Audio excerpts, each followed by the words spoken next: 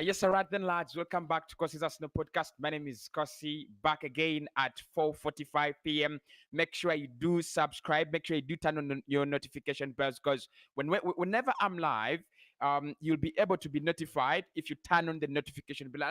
And basically, that is the big importance of the notification bell. So, welcome back to the channel. Good morning, good afternoon, good evening, wherever you are in all parts of the world. Back again with another Arsenal show. This time we're going to be discussing specifically strikers after Arsenal correspondent with goal or for goal.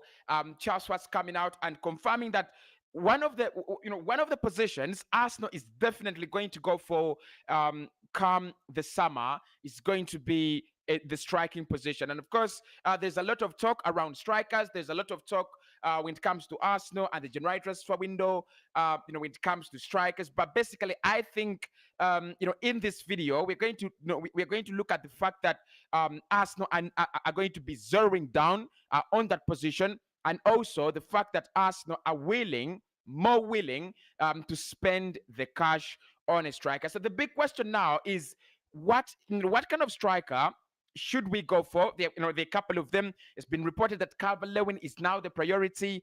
He is leading the race among players that are wanted at Arsenal. We'll try to dive into that. We'll try to discuss that and see how true is it, and probably is he the player that should be in the number one priority? How much can could he cost Arsenal? And a couple of things. And obviously, we will discuss Arsenal's January plans, especially when it comes to players leaving. Now, I did do a video in the morning about players that could actually come in, at the club, and I said most of the players that have been linked with us now do make a lot of sense. The likes of Cossy, the likes of Zakaria, the likes of Dusan Blahovic, and I gave my reasons why I think some players will join, and I also gave a reason as why some players, I think some players will not join. So in this video, which players should leave Arsenal in January?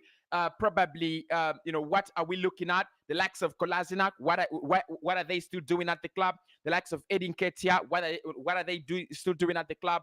The likes of Chambers, Holding is wanted by Newcastle. Should we let him go? There is a £25 million bid reported for Nicola Pepe. Do we accept it? Should we let Nicola Pepe go? All that in this video. So make sure you're comfortable. Make sure you smash a like on the video and make sure you subscribe to the channel as well. Let's get the party started. Right, so to start the party, let's start off with Charles Watts and revelation that Arsenal are going to be going for a striker come this summer. So Charles Watts is one of those big Arsenal correspondents, and I'm gonna admit he's one of those correspondents that I really do like when it comes to reporting Arsenal and everything Arsenal. He's one of those correspondents that I really fancy a lot, in that area. So he has come out and said, and this is very important. He's come out and said that he understands and he has information on his table that Arsenal will be going out in the summer, definitely and ultimately, to get a new striker. A couple of targets have been named, but Charles Watts, look, I think that is a massive update. That's a massive update. It all makes a lot of sense when the rumors of Calvert Lewin, Ollie Watkins, Ivan Toney are backed up by a source like Charles Watts. It all makes a lot of sense. Now, he says Arsenal will go for a striker. They will definitely go out and try to sign a striker, and that is not going to be something very easy for me. It's going to be it's going to take a lot of heart. It's going to take a lot of patience, research, and a couple of other things. Of course, we know at the moment, if there is a club that is is willing to attract young players, that is Arsenal. So any striker above the age of 25 is out of the bracket, and obviously any striker for me that is above £8 million is also out of the bracket. So we have to look into our niche, into our small category of young strikers that are between the age of 19 probably to 24 or 23, and also strikers that will cost between 30 to 70 million euros, and I repeat that, 30 to 70 million euros. So look, the revelation from Charles Watts that we are going to sign a new striker is massive for me, because I said it last summer. I said Arsenal will not go for, and I still remember saying that Arsenal will not sign a striker, in that summer. And I said I think the striking position is going to be a very, very, very big, target in this summer. And here, here we are. It's coming true. It's all coming true. Arsenal want a new striker in the summer. Charles Watts from Goal.com has actually, has actually confirmed. So a couple of names have now been listed, right? A couple of names have been listed, and in this video, let's go deeper one by one in the, in the strikers. Look at their advantages and their disadvantages, and I would love to know which players do you want. But before we go into that, let's first dive into Calvert Lewin a bit, because Calvert Lewin and Dusan Vlahovic, they're the two strikers that are being reported at the moment as leading the race to sign for Arsenal. Something that I really do not have a problem with. Something that I'm really free with. I'm gonna say that. I'm absolutely free with the idea of Dusan Vlahovic joining Arsenal, and I'm also, I could be free with Calvert Lewin joining Arsenal, despite the fact that I'm not his biggest fan, and despite the fact that I think he should be, he shouldn't be our first target. Probably target number 3 or target number 4 in hierarchy. So let's first talk about Calvert Lewin. Lewin is being reported as the priority, right? And I think that is that is the title we've gone with on the thumbnail. He is the priority, right? I think that is the title I've gone with on the thumbnail, and it's not a clickbait. It is not anything to lure you into watching. It's not anything to woodwink you into anything. It's been reported that Dominic Calvert-Lewin this year, playing at Everton at the moment, young English striker, is leading the rest among all other strikers, among all other options, as for players to join Arsenal come this summer. He is our number 1 priority. He's our number 1 target on the list of strikers. As many journalists do understand, he is actually on top of that list. And look, I don't know, but let's try to dive into Calvert Lewin just for a bit. Calvert Lewin has his own advantages as a player. If we decided to go for him, I think he has his own advantages. Played in the Premier League, Premier League proven. Of course, yesterday, if you still remember, I said I don't go for a player because he's Premier League proven. No, I don't go for a player because he's Premier League proven. I would rather go for a player because he has all the advantages, and then being Premier League proven comes as an added advantage. So if we look at the statistics of the young English striker, obviously played at Everton for quite some time now. Let's look at some of the statistics, right? Everton in the Premier League, 2016, 2017, played 11 games, 1 goal. 2017, 2018, 32 games, 4 goals. 2018, 2019, 35 games, 6 goals. 2019, 2020, 36 games, 13 goals. 2020, 2021, 33 games and 16 goals. This season, played 3 matches and scored 3 goals, right? If you look at his assist and his assist rate, which is actually not even poor at all, in the 2017-2018 season, he recorded 6 assists in that season. The rest of the seasons, he's been actually very, very poor in terms of setting up others to score. Actually, he's had 2 assists in 2018, 2019, and 1 assist last season, but 1. Last season, he didn't have an assist. But look, this is a player, and for me, this is my problem with Calvert Lewin. It's one thing that I don't understand, why Arsenal are so much interested in him, right? We'll try to get into his game and maybe try to understand his game, and maybe that's the reason Mikel and Edu are interested in him that much. But look, in the past 5 seasons, he's played close to 100, because he's played close to 150 games, right? 150 games, and in 150 games in 5 seasons, he's only managed to score 41 goals, right? 41 goals. For me, that is not enough.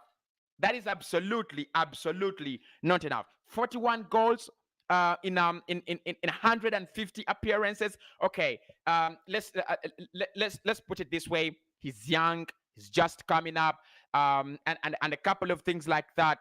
But I would have thought, and I still think that if you're going for for a striker, especially a prospect, you want someone who's been banging in the goals, like Ocean Edward was doing at Celtic, like Patson Daka was doing at Salzburg, like Dusan Blahovic is doing at Fiorentina, like Alexander Isak as well. So my problem actually, and let me reveal this, I don't know if I'm right or wrong. My problem with Calvert Lewin is that he actually scores for me. He scores less, and there is that kind of overhype that he's so good, everything like that. I believe in the last previous 2 seasons, he's recorded double figures as a striker. That is good, right? That is good, but for me, it's not good enough unless you tell me that he's just becoming better and better and better. Because one of the things you're going to look at his statistics are that he's very, very progressive. 2017, 1 goal. 2018, 4 goals. 2019, 6 goals. 2020, 13 goals. 2021, 16 goals. So it's a little bit progressive. And if it's not for the injury that he sustained at the beginning of the season, I think he was going to be, because he had really started well. 3 games, 3 goals. That is a very, very good squad. That is a very, very good start for the player. But now, look, let's look at Arsenal without Aubameyang and without Alexander Lacazette. Would Calvert Lewin give us the exact number of goals we won? Born in 1997, he's actually only 24 years of age, so probably the earlier years do not actually matter that much. So we can judge him from last season but one, and the 2018-29 season, because last season he was 24, last season but one, 23, and then the 2018-2019 season he was 22. So look, I think for a striker and a forward player, he has arrived. 24 years of age. Yeah, maybe it's gonna in March next year it's gonna be 25. March 16th. It's going to be 25. So at 25, you need to be consistently giving us double figures, right? Past 2 seasons, he's done it. But 13 goals, Olivier Giroud could do that. And I don't feel like we need a player like Olivier Giroud now, right? 16 goals, I still feel like Giroud could give you 16 goals. I want a striker who's capable of giving us 20 to 25 goals in a season. Is it Calvert, Dominic Calvert-Lewin? There's a big question there. Very, very big question. But like I said, last 2 seasons, he's done well, progressive. He's recorded double figures. But my problem is that the numbers are still low for 24. Because look, and this is not me being really, sarcastic with the player. But if you look at the rest of the players that we're actually trying to look at, Ollie Watkins last season, we'll try to get into Ollie Watkins and see his previous 2 seasons. He's actually had a very slow start to the campaign this season, but Watkins also has very, very good numbers. Then you have Dusan Blahovic, who scored 21 goals last season, has already scored 10 goals this season. So if you compare Calvert Lewin to the other strikers that are available in our price range, I don't think he should be leading the rest. Look, I think he should come ahead of Ivan Toney. Now, I believe that now, right? I think at the beginning of the season, I was one of those people who was saying we need a striker, and I think Ivan Toney is one of those. But look, I was overreacting.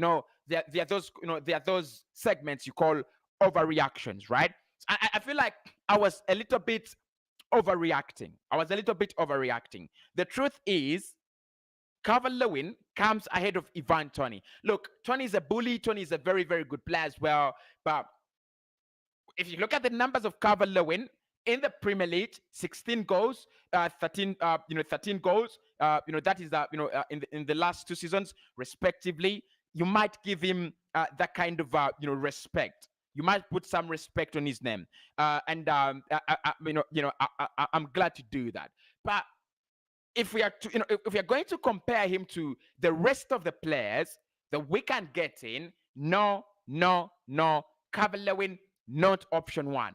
And unless I'm wrong, and I've said that, I said that yesterday, and I've said it before that I could be wrong on a player, because at times, at times we do overreact. At times you could be wrong. At times you could be right about a player. So I could be wrong about Dominic Calvert-Lewin. I could be wrong, but I still feel like I just have that that gut in me that says he's not the best option Arsenal should go for. So the fact that we have said that he is he is priority number one. He's number one on the on the transfer list. He is our priority. Yeah, it doesn't really bother me a lot. It doesn't actually bring me sleepless nights.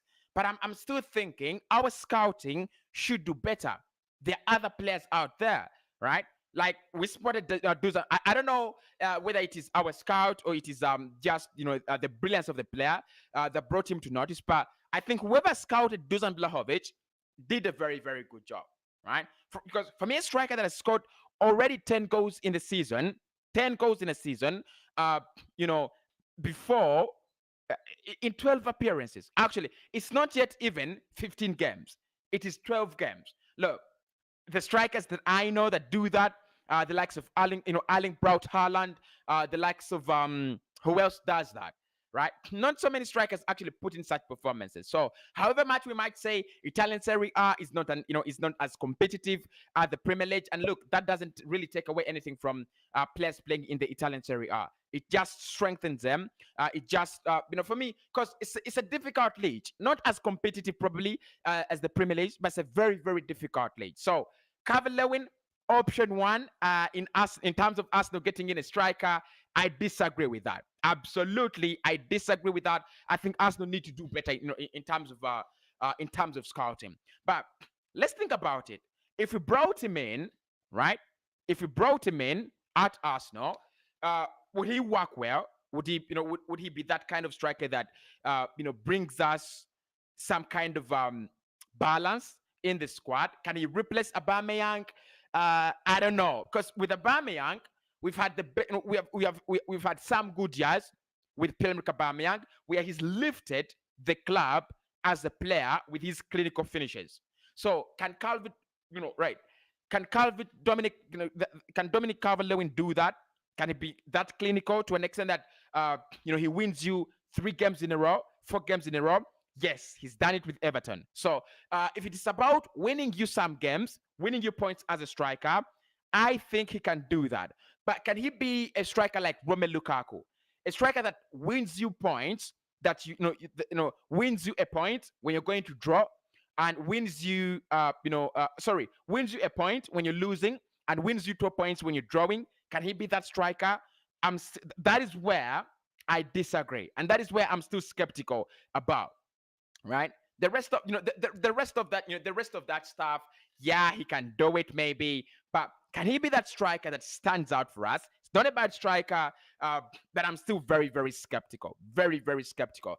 But away from that, I think if you bring him in as and I don't think Arsenal will do this, but if you brought him in as an understudy to Pierre-Emerick Aubameyang, to play that role that Alexander Lacazette is doing, being an understudy, really being a striking partner, I think we can do that. If you're going to play a 4-4-2, right, with an extra striker on the pitch, I think Calvert-Lewin, yes, good to go, right? Good to go. For example, if you're going to play Aubameyang and Calvert-Lewin, I think it could work out. We could find a way to make it work, in a 4-4-2. But if you're going to play him as a lone striker, which he does very, very well, by the way, at Everton. He does it well. I've seen them struggle with Solomon Rondon, and if I'm an Everton fan, I would be absolutely disgusted with the performances of Solomon Rondon. So look, if we are looking at him, Calvert Lewin, as the only, because Arsenal do have this tendency of, projecting a striker as a goal machine, which is not bad. You create for a striker, you give him the chances and things like that. But at times, you need to support the striker. So look, if it's going to be a collective effort where Saka gives you 17 goals, Emil Smith Rowe gives you 17 goals, 10 goals from from Odegaard, probably in a calendar year. I'm not thinking in a season, but in a calendar year. If you can have double figures from players around Calvert Lewin, bring him in. He is the man, because he's also going to give you those 16 goals, 17 goals. But for me, I doubt he's going to score 25 goals like Harry Kane. I doubt he's going to be the next Van Persie to give us double figures, accelerated double figures, accelerated double figures, 20 goals, 21 goals, 22 goals consecutively. I'm still doubting that. But I look at him as another Olivier Giroud. That kind of player that scores the first goal in the game and can also score the last goal in the game. When you're leading 3-0, he's gonna score the fourth goal. When you've started so well in a game, he's going to score the first goal. I think that is your man, right? If that is the man we want, if that is the kind of striker we want, I think Calvert Lewin is your man. But a striker that if we want someone to be exceptional, I feel like Arsenal need to do better.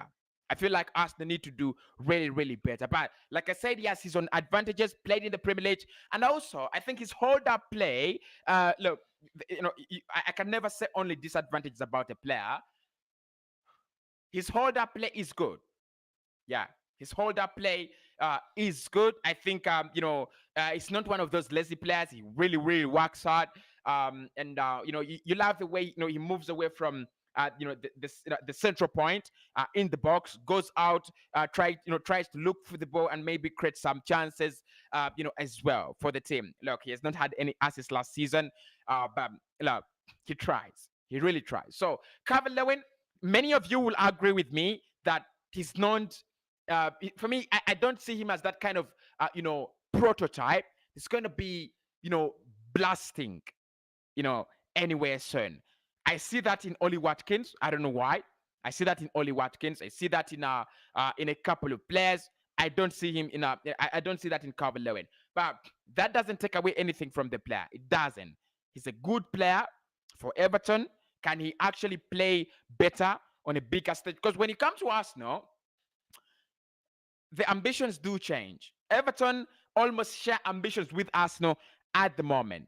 But Arsenal fans are going to demand more. Arsenal fans are never going to ask for 10 goals in a season. They're never going to ask for 15 goals in a season, right? Yes, 15 goals in is double figures.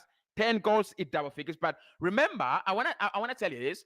Aubameyang got double figures last season. He got them, double figures. And still, he wasn't good enough. So if you're coming in to replace a player like Pierre-Emerick Aubameyang, you've got to be good, right? You've got to be good. Despite the fact that he struggled a little bit. Last season, this season is still struggling a little bit. But damn, he's good.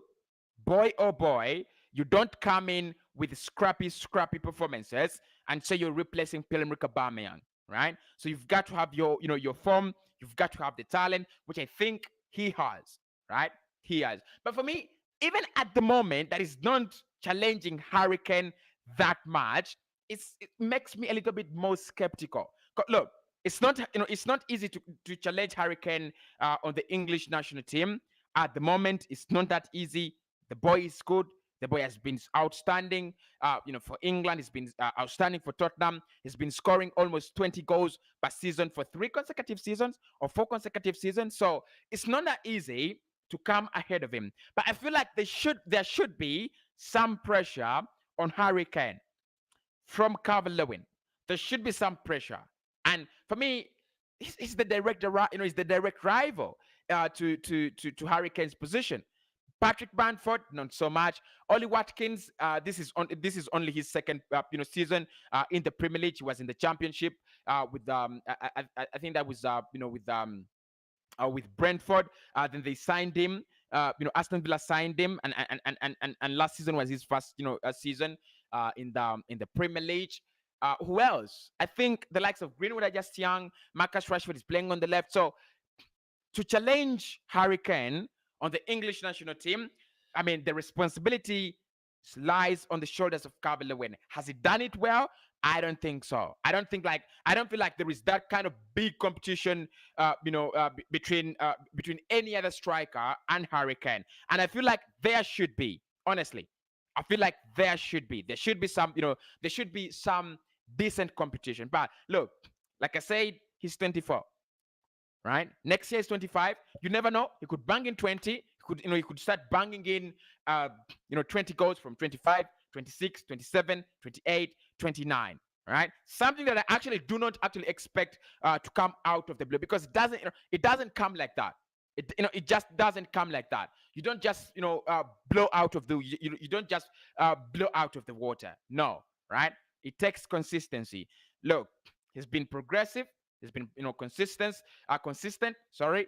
Let's wait and see what this season brings. If he scores 70, if he scores more goals, than he did last season, I might change my mind on him. Right about now, I just see him as any other player, and I'm looking at him as a player that can be used to get double figures for you, but not really that player that gets the 20 goals, the 25.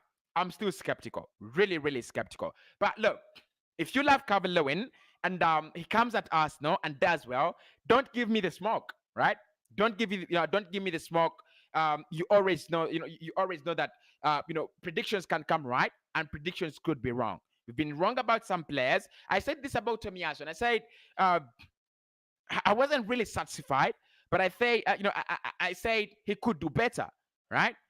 And I said Arsenal could have done better. And look, Tomiyasu has proven me wrong. Apart from his inability to cross over the center line, I think the rest is doing well.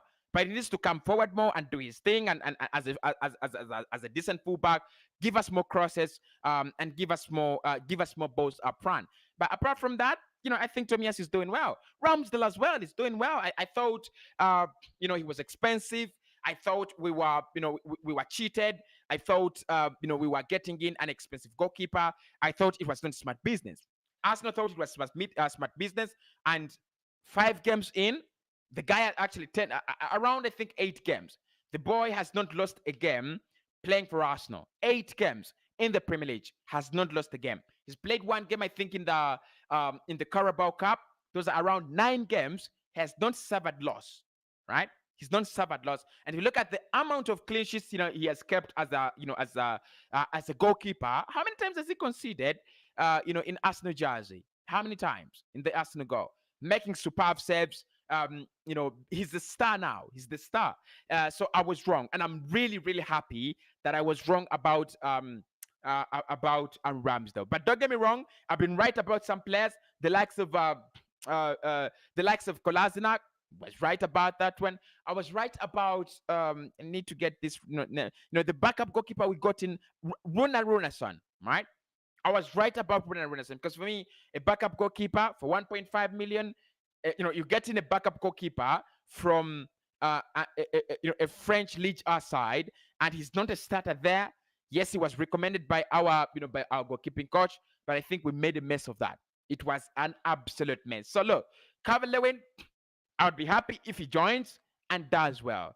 But if he doesn't do well, I will not be the happiest man. I think we could do better. So let's look at the other strikers that we could actually go for. I'm not really going to talk about Dusan Vlahovic very much, because the whole week I've been talking about Vlahovic. We all know the statistics about him, and the advantage about Vlahovic is his contract. That is the beauty about him. He's banging in the goals, and we know you need a goal machine. Get Vlahovic. And the good thing about him is that his contract could actually run down, and maybe we could get him at at a cheap price, at a bargain. 75 million pounds is not a bargain. Maybe if if you put into consideration his performances, you could say it's a bargain. But 70 million, really? Should we say that's a bargain? Yeah, we might say it's a bargain, but I don't feel like it's a big bargain, right? I don't feel like I don't feel like that is a big bargain. We should be celebrating. Oh, 70 million pounds, 75 million pounds, is a very big bargain. I don't feel like that. That's a very big bargain. But look, he's played on a big stage at a high level. Fiorentina is not a small club, and the Italian Serie A is also not a very weak league. So if you brought him in, only 21 years of age, probably you have to wait for him to arrive for 2 more seasons. I suspect that if you brought him at Arsenal, the first season is going to be an understudy to Pierre-Emerick Aubameyang in his last, who will be in his last year, of his new contract at Arsenal. So probably we could think about it in this way: he comes in at Arsenal as an understudy to Pierre-Emerick Aubameyang, and in that season he scores like 8 goals. Then he takes over in the second season. In his second season, he takes over from Aubameyang, and then he scores, let's say, 14 goals, right? Let's say 14 goals. And then in his third season, he scores 20 goals. I think he can do that. I'm looking at him as a player that can have a higher ceiling than all the other strikers that actually we are linked with at the moment. I'm looking at him as that kind of striker that can, get the job done. Just give him the time. He's young, so it needs time to, adjust to the league. He needs time to adjust to the culture in England. And of course, we don't know that because players like Albasam Lekonga have actually adjusted to the culture in England very easily, very well. And if we can do that with Dusan Vlahovic, if there is a way we can teach him to cope, if there is a way we can get him to get used to the environment in England, it only serves to our advantage. But I think Vlahovic should be on top of the list. Arsenal, look, leave alone all this talk of Arsenal not really interested. That is bullshit. Romano has said we are interested. We are following the situation of the player. Yes, the player's agent is playing hide and seek. Look, agents do that. I'm not even interested in that talk that he won't join Arsenal because the agent is doing shit. Look, agents do that. That is their thing. They always do crap. They always do a lot of nonsense. But we can get him. We can get him on a free. That is one advantage. We can also get him on a bargain in January because they want to sell him in January. If you look at his statistics, let's go back to his statistics. Vlahovic, right? Let's look at Vlahovic statistics because I love working with statistics these days. I really do love working with statistics. They help me get the real opinion, from a real opinion about players, right? So if we go back and look at his statistics for the past 3 years or 4 years, let's see how he's been doing. Where are his statistics? Where are his records? Stats, right? So he's been at Fiorentina, right? Okay, which competition is this? I would love the Serie A, exactly. So he's been at Fiorentina and played in the Italian Serie A since 2018, 2019, right? So 2018, 2019, 10 games, no goals, no assists. So that is 4 years ago. 4 years ago, at the moment, he's 21 years of age because he was born in 2000. I mean, it's January 28th, 2000. He's so young. So 4 years ago, for a 21-year-old, how old would they be? Around, right? Around 3 years ago, he made his debut at 17 years. So 17 years, no goals, no assists. At 18 years, right? At 18 years, he's played 30 games with 6 goals. That is at 18 years. Uh, at 19 years, right? 19, 20, he scored 21 goals in 37 appearances. And now he is 21. He's played 12 games this season for Fiorentina and has involved himself in 10 goals. So think about that. Think about that. He's progressive as well. He's progressive. He's younger than Calvert Lewin. Progressive, younger than Calvert Lewin. And if you look at the time they broke through, he broke through, he's actually still very, very young. 21 years. He still has around 10 years, 10 solid years to work out his career as a striker. 10 solid years. Just imagine if this season, because he has already scored, it's 8 goals in 12 games. 8 goals in 12 games. So he's already scored 8 goals in 12 games. By 24 games, if he has scored 16 goals, right? If he makes it 16 goals by 24 games, but definitely he's going to surpass the record he put last year. 21 goals in 30. This is impressive in league football. He actually got himself involved directly by assisting and scoring in 24 goals altogether in 37 appearances, right? That is good. That is really impressive, right? For a striker to jump from 6 goals to 21. And for me, this his performance this season shows that these statistics are not a coincidence. They're not. They're not a coincidence. He's played 12 games, 8 goals. Anyone who has heard of that, so far, at Arsenal?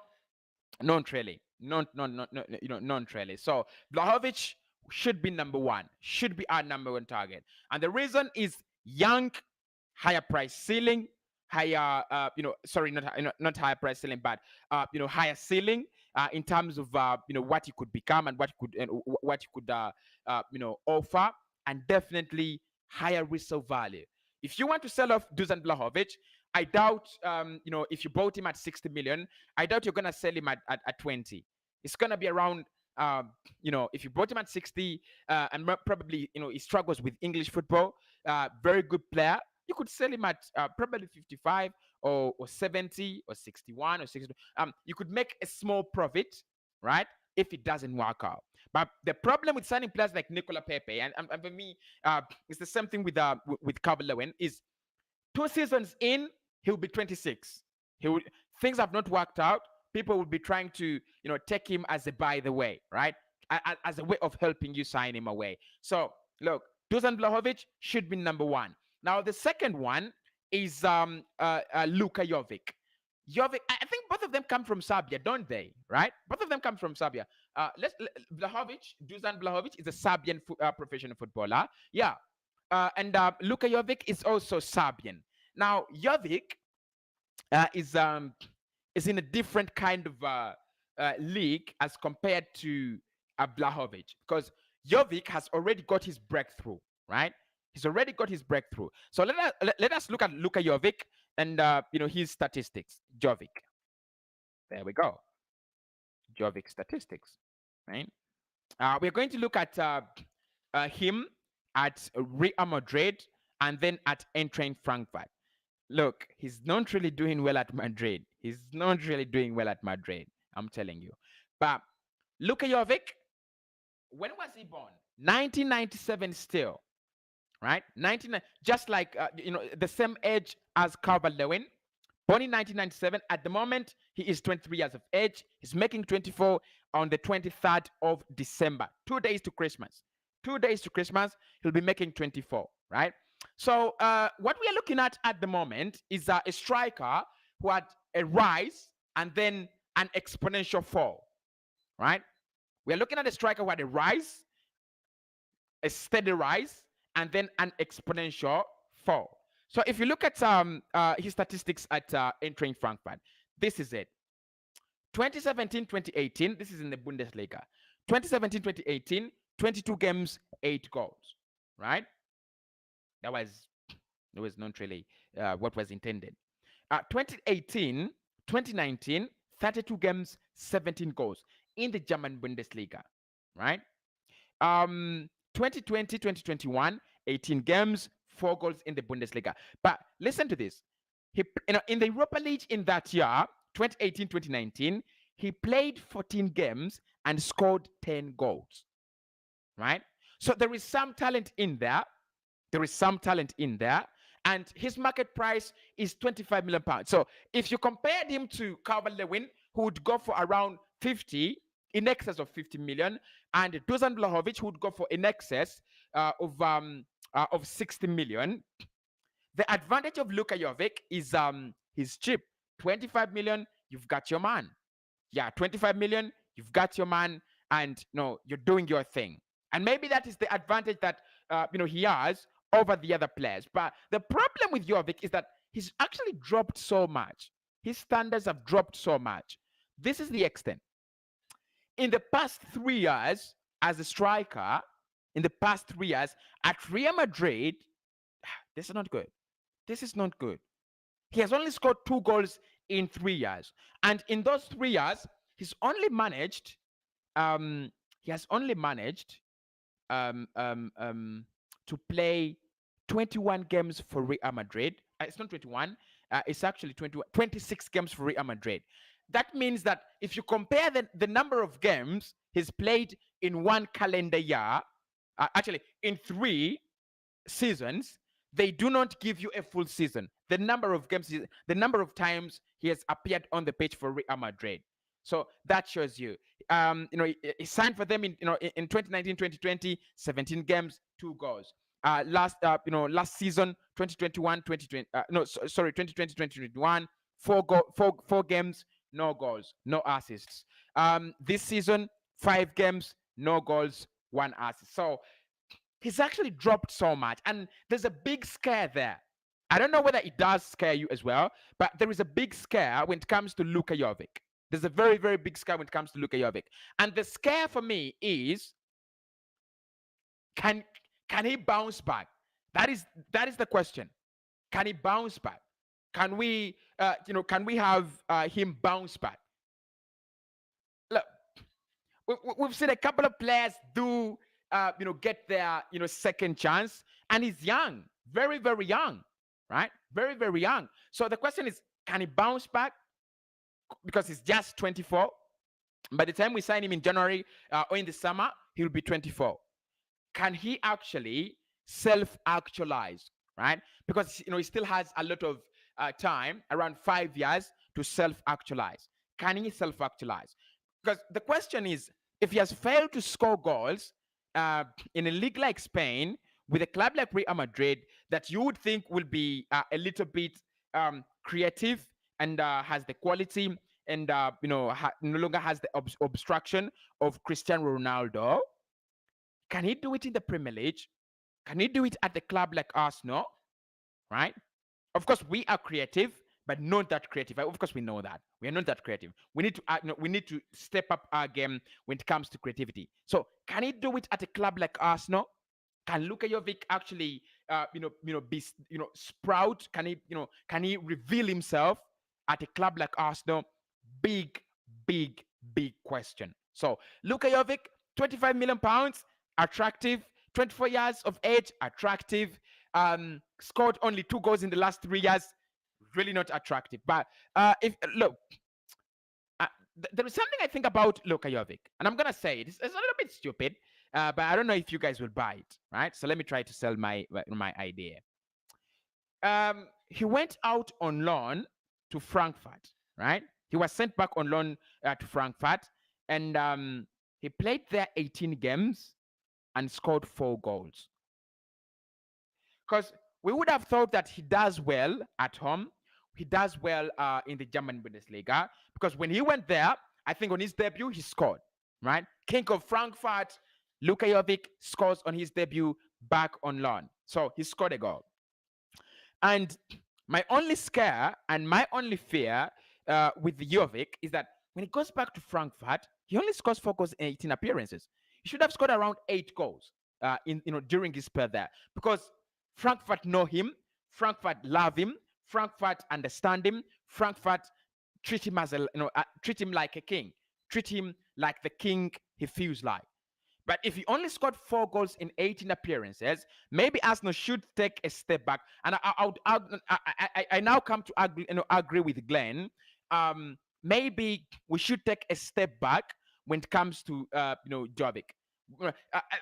The good advantage with him is that Madrid are saying we give you the player on loan for 6 good months, and then you sort out yourselves. You see, if it works for you, you give us the 25 million pounds. If it doesn't work for you, maybe, right? So I would do a loan deal for Luka Jovic in January, because look, with Aubameyang going out, he's the perfect player. Perfect, really, really perfect player, right? Madrid are not willing to give him game time because he's not good enough there. So get him in at Arsenal and try to use him for 6 months. If he works out, if he fits into Mikel Arteta's system, bring him in. If he doesn't, fit into the system, kick him out, right? But one thing I would be against is the idea of an obligation to buy. That one is out of the way. That one is out of the picture. Obligation to buy, Arsenal shouldn't be thinking about that. Arsenal shouldn't even, think about going for an obligation to buy. It's crazy. I wouldn't do that, right? I wouldn't really do that. I wouldn't really do that. And then let me just a moment. Just a moment. And then the last option I'll talk about is Alexander Isak, right? The last one we'll talk about is Alexander Isak. Yeah.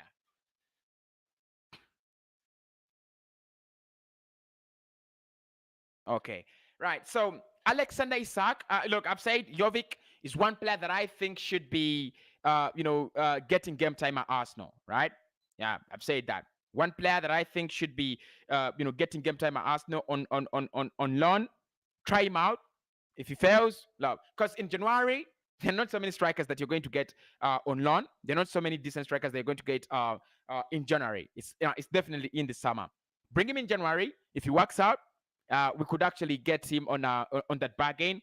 If it doesn't work out, kick him back to Frankfurt or kick him back to Madrid, wherever he wants to go. Lastly, is Alexander Isak, the fans' favorite. That is the name. That is the name I've given Alexander Isak. The fans' favorite. They love him, right? You guys love him, right? You guys do love him. And with Alexander Isak playing at Real Sociedad at the moment, if you look at his games and goals last season, in the past 3 seasons, 2019-2020, 37 games, 9 goals, right? Alexander Isak, what is your age, bro? What is your age, son? Okay. Born in 1999. At the moment, he's 22 years of age. So I think Jovic and Calvert Lewin could be grouped together, and then Alexander Isak and Dusan Blahovic could be grouped together as well. So Alexander Isak, playing with Real Sociedad, of course, we know he's Swedish, or one of those players that actually did impress me in the Euros, 2020 or 2021, whatever you want to put it, was Alexander Isak. So, past 3 seasons, Isak has actually scored 29 goals in the past 3 seasons. 29 goals. 2019-2020, 9 goals in 37 appearances. 2020-2021. 34 games, 17 goals. I think that's where he did well, right? Last season, he really, really did well. And in the Europa League, actually last season, he also did very, very well because he scored 2 goals, right? And then you have this season has played 10 games in the league and scored 3 goals for them. He needs to up his game, right? Because last season, almost every 10 games he was scoring around 6 goals every 10 games, right? 6 goals. So he needs to up his game a little bit this season. He's not really doing well. But look, young striker, 22. My problem is that the release clause, right? My problem is the release clause. You're not going to get Alexander Isak for anything less than 60 million, right? And what I know is that Arsenal also not thinking about getting a striker, because at the moment, Isak's valuation, according to Transfer Market, is 40 million, right? 40 million is his, is his Transfer Market value. according to transfer market. Transfer value, value is 40 million. But at the end of the day, if Arsenal do want to get him, probably in the summer, because his contract. Let's look at his contract. We might actually, be able to. I don't think we're gonna get him on a bargain. Really, I don't think it's gonna be. I don't think it's going to be a bargain. Contract. When is it running down? Center forward. Sweden.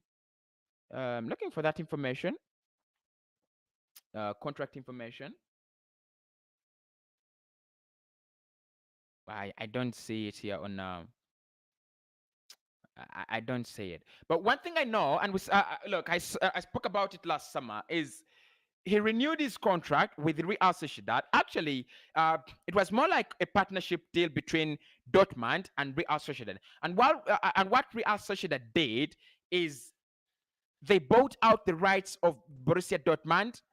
They they extended the player's contract and put a heavy release clause on him. Now, Liverpool is understood to be interested, as well as Arsenal. I think Sociedad will sell, if the right offer comes in, around 65 to 75 million pounds. That could be the price. And look, it's a massive investment. It's a massive investment. If we bought a goalkeeper for 30 million, right, plus, we can buy a striker for 60 million plus. Look, these positions do not come that cheap. We know that, right? We know that. So Alexander Isak, another fans favorite, probably should be second in pecking order. I think Vlahovic first, Isak second, third you could go for Calvert Lewin, and maybe position 4 you could go for Luka Jovic, and a couple of other players like Ivan Toney. Don't want to speak about that because I think it's not going to happen. Oli Watkins, I'm not going to speak about that because I think it's not going to happen. Who else has been linked with us? And a couple of others. But I think at the moment, the fact that we want a striker and we are willing to go out for a striker in January, those are the most realistic targets at the moment. Do me a favor, smash that like button. Thanks everybody for doing that. Smash that like button. Make sure you subscribe to the channel as well. We're very close to 35,000 subscribers, 35k. So please make sure you do subscribe to the channel. And thanks everybody for watching in, by the way. I always forget to say that, but thanks everybody for watching in because it really, really means a lot. So someone asked me if this is some kind of monologue. No, it's not a monologue. Let's get into your comments, right? I asked you a question: can Calvert Lewin be a success at Arsenal? That's the that is the question I asked. And let's see what your response is. Calvert Lewin, sign him as early as January, top class. I say my friend. That's according to Hamilton. Look, personally, I don't believe he's that world class now, and that is that is where we differ. Good player, but I don't think he's that world class. And getting him in January, it's out of the picture.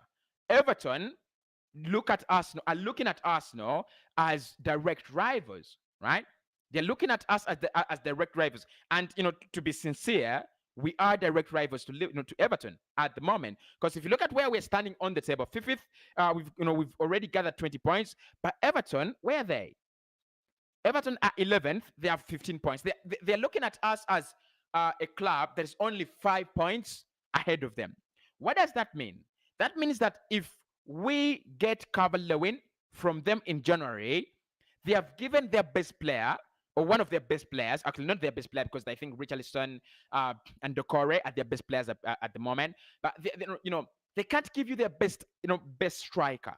They can't give you their goal machine in January, despite the fact that and I don't think they're desperate, right? If they're clubs that are desperate, to sell a player, when did Everton last be desperate to sell a player? I think just like the likes of West Ham, the likes of the likes of Aston Villa, I think Everton is also on that trend. They're looking at rejuvenating themselves. They're looking at rebuilding themselves to some kind of form where they can actually compete for UEFA Conference League. Because for me, West Ham should be competing for Conference League, Everton as well, and Aston Villa. Those three plus Southampton. They should be, fighting for UEFA Conference League.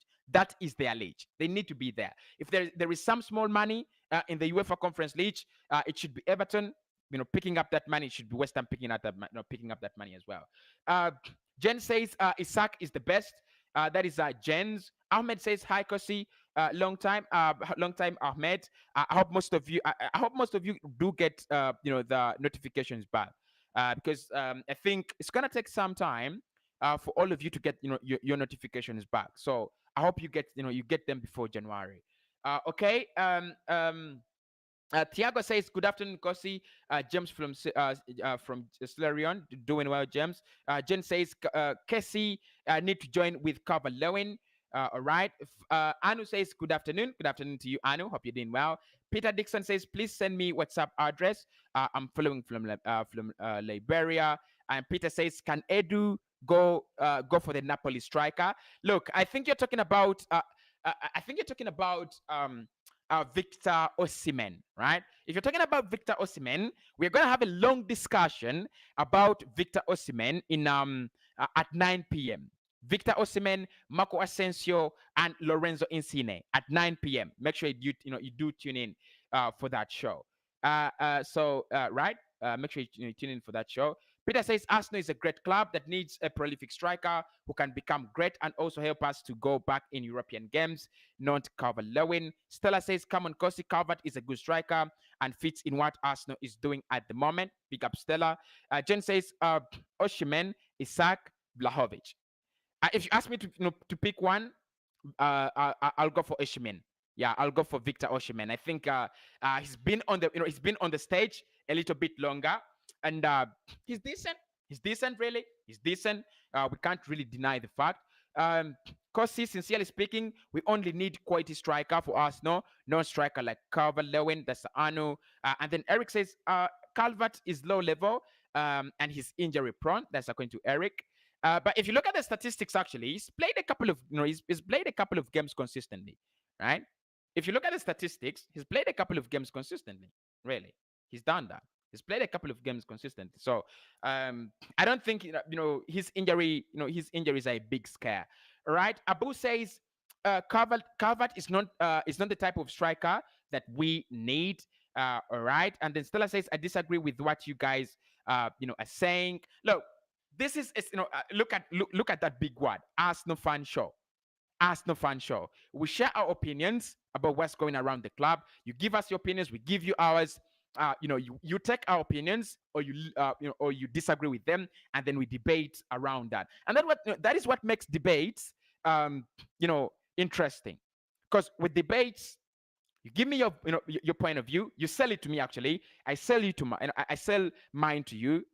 We either agree, we either disagree, or we either agree to disagree. So anything, could work. Thank you so much, Stella, for being a regular viewer.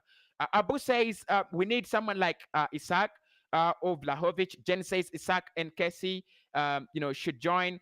Dixon says, will Edu and Arteta maintain Alexander Lacazette by convincing him to sign a new deal? I think Lacazette is more convinced not to stay than to stay. Sorry to say that. He's more convinced to leave than to stay.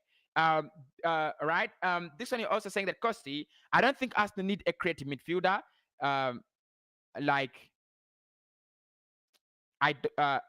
Cossy, don't you think Arsenal need a creative midfielder like Ozil or etc.? Because I said it, and I've always been that. I've always been that guy who believes Arsenal could do better in terms of creativity. Yes, we are doing well in terms of scoring 1-2 goals, but look, how many goals have we scored this season in 11 games? How many goals have we scored? How many games have we scored 4 goals this season in the Premier League? Like 4 goals. Is there a game we have scored 4 goals, right? United have scored 4 this season. Chelsea have scored more than 4 this season. Liverpool have scored more than 4 this season. City have scored more than 4 this season. Which other team has scored? Watford have scored more than 4 this season. So we need to look at the creativity issue, right? Either Odegaard silences his critics, right? Either Odegaard silences his critics, or we get in someone who's a little bit more explosive at that. But look, we shall see how things actually roll. Mohammed says, Cossy, Arsenal must be serious to bring a striker, because you remember what happened when we wanted our then nothing happened. All right, and then Sarah says Arteta wants only wants player who listen to him, to every detail. I think most of these players are young strikers, and they will listen. They're young players. They will listen. Uh, I don't think they will be big-headed, really. Thank you so much, Sarah. Though, Sarah says, is this a is it a monologue show? No, it's not a monologue. It's not a monologue. It's not really a monologue. But thank you so much. Make sure you subscribe, to the channel. Hamilton says, Calvert Lewin, sign him as early as January. And then Jens Haya says Isaac is the best. Ahmed says hi, Cossy, long time. Tiago says, am I repeating my comments?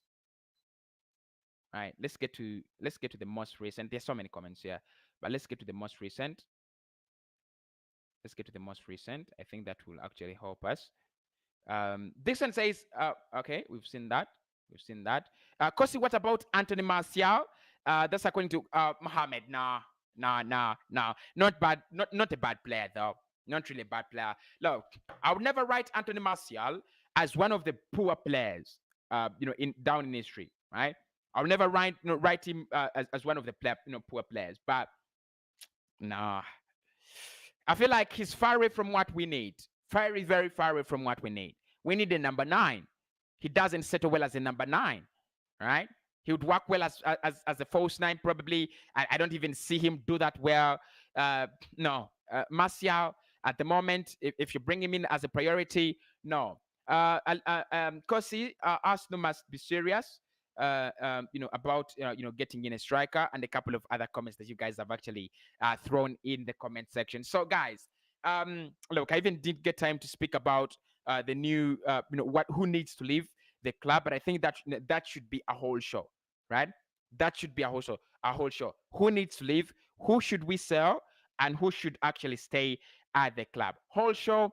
That I'm going to prepare that show, and we actually will do it in kind of a tier ranking, right? And let me know in the comment box below if you'd love me to do Arsenal tier rankings, or they're called tier rankings or tier rankings.